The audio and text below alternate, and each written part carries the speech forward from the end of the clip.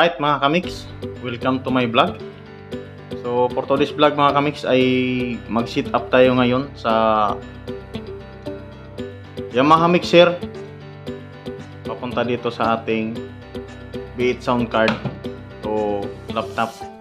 So dito ako nagla-live mga kamix. So ipapakita ko sa inyo ngayon kung paano ko siya i-sit up para mapagana natin tong mixer to B8 to laptop.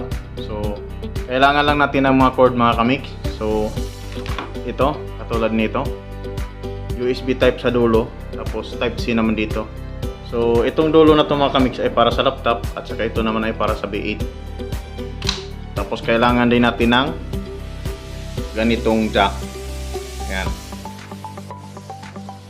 3.5mm sa dulo, ayan, para sa B8 ito. At saka ito naman para doon sa mixer. At saka kailangan din natin ito mga kamix. Ayan, improvise lang ito. So 6.5mm jack ng microphone. Tapos 3.5mm para sa B8. So pinutol ko yung para sa mic at dinugtong ko dito sa 3.5mm para mai-connect natin to. Gagamit tayo ng aux sa ating Yamaha mixer. So ito naman mga kamix, 3.5mm parehas yung dulo, para ito sa cellphone kapag magla-live tayo. So kailangan din natin ito. So umpisahan na nating i-set up mga kamix. Ito lang yung cable ang kakailanganin natin, yung mga jack, mga cord. So yan lang yung kailangan natin mga kamix. Alright mga kamix, so dito tayo mag-una sa ating B8 sound card. So ito siya sa likod. Ayan, kung makikita ninyo, may nakalagay dyan na 5 volts, 1 ampere. Ayan, PC live. May live 1, may live 2. Accompany, monitor, headset, condenser, 1 and 2. So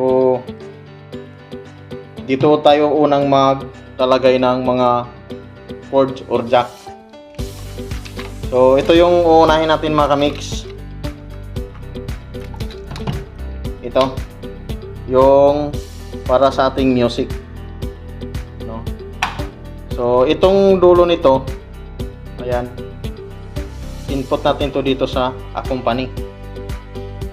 Ayan, sa accompany siya natin input para sa music natin ito.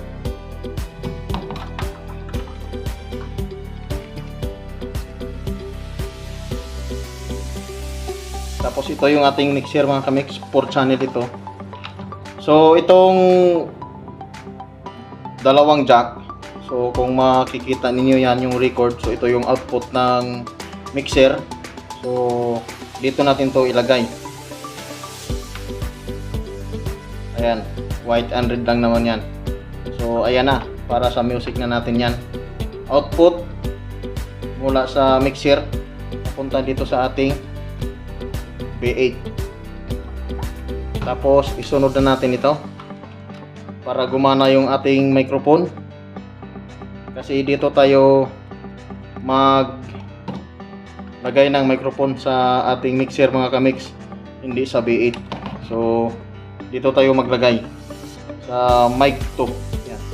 Dito tayo maglagay ng microphone, kaya kailangan natin ito para mapagana natin itong ating mixer, yung mic. So itong 6.5mm ilagay natin siya dito sa aux.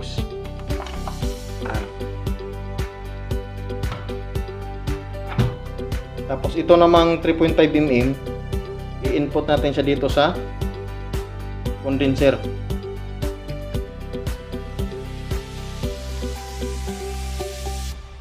So nakalagay na siya sa condenser mga kamix. Yan, sa condenser 1 ko siya nilagay. So kayo na pong bahala kung saan yung gustong ilagay, 1 ba or 2. So ayan na siya. Yan na yung setup natin sa B8. Pagkatapos ito naman mga kamix ang para sa laptop. So ito, dito natin siya ilagay sa 5 volts 1 ampere sa PC live. So sa charging connection siya natin ilagay mga kamix. Ayan. Kung sa laptop tayo magla-live. Tapos ang dulo nito, ayan, kung makikita ninyo yung mga laptop ninyo, mayroong mga USB type yan dito sa gilid. So ipasok lang sa natin. And then pag cellphone naman yung gamit natin mga kamix, ayan, kailangan natin ito, yung jack na ito na parehas 3.5mm yung dulo. So dito natin siya ilagay sa live 1 or live 2 kapag cellphone yung gamit natin. So isaksak ko siya dito sa live 1. So ayan na yung setup natin mga kamix. So itong dulo niya, dahil cellphone yung gamit ko, ilagay ko siya dito para marinig natin yung setup natin kung gumagana ba. So i-review ko na lang ulit mamaya mga kamix kapag napagana na natin ito. Tapos gagamit tayo ng headset. So ilagay lang natin siya dito sa may headset din. So ayan.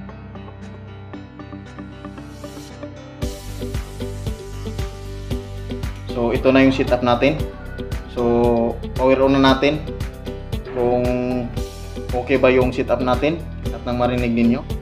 Okay mga kamix, ito na yung setup natin. So nakalagay na ako ng headset dito sa ating B8.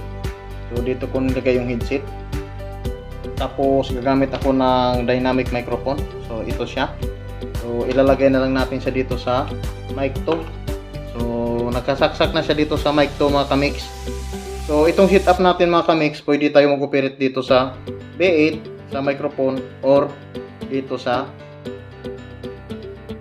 mixer. So testing na natin mga kamix at nang marinig ninyo. So tinanggal ko muna pala yung para sa laptop dahil cellphone naman yung gagamitin natin ngayon para marinig ninyo yung tunog. So ito yung ilagay ko ngayon sa cellphone na gamit ko. So okay.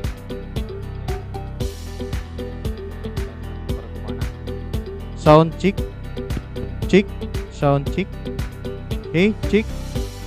So para magkaroon tayo ng echo mga kamix, so ito, adjust natin itong echo sa B8. Sound check. Sound check. So ayan na yung tunog niya mga kamix. Sound check. Sound check. So ayan. Pwede tayong mag-control dito sa microphone. Ayan, depende sa atin kung anong gustong gamitin. Tapos pwede ka din dito mag-adjust sa treble or bass. So dito sa slider niya mga kamix, pag binaba mo to, so dalawa yung pag-adjust natin sa microphone, dito or sa Yamaha mixer. So ito po yung min niya. Kapag binaba mo to,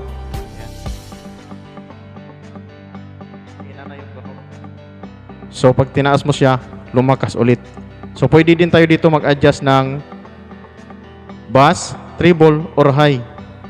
Depende na sa atin. So ganito po yung setup ko mga kamix. So bali itong wire na ito, yung jack na ito, nakakonekto ngayon sa cellphone natin. So ito na yung setup ko mga kamix. Ang output na itong mixer natin, yun yung nakalagay doon sa record, yung white and red, nakadiretso sa ating B8, naka-input dito sa ating accompany. Tapos itong input nitong ating condenser nakapunta dito sa aux ng ating Yamaha mixer. So kaya pag ibinaba natin to, itong ating microphone, so ayan, nawala tayo, gumagana siya. So dito tayo, pwede tayo dito mag sa aux niya makamix. Ayan, para lumakas yung tunog ng microphone natin. Pwede din tayo dito sa min. So ito yung min niya. So ayan, di ba? Nawala yung echo ng ating boses. So pwede natin yang volumean. So ayan lang yung setup ko mga kamix, no.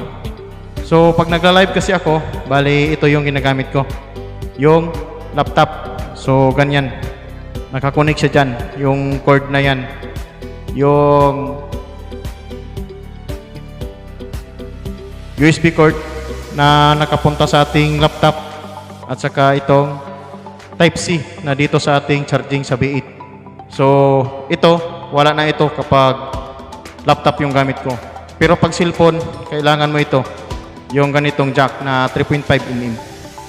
So, ayun lang mga kamix. So, may mga epics din ito mga kamix. Ayun, oh.